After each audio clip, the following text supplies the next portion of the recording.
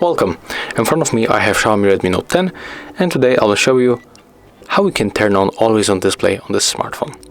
So, at the first we have to go for the settings. Next we have to find always on display in the lock screen. Then simply tap on the always on display, tap on this feature to turn it on, and next go for the display items. I can recommend you to use it.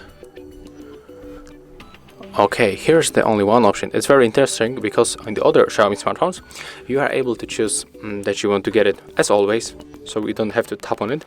It will just appears every time that you look on the lock screen. But okay, so we have to leave it like that. And right now here we can choose our theme.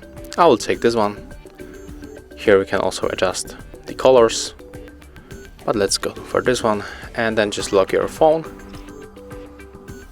And when you tap, as you can see, after a few moments there we got the always on display for 10 seconds.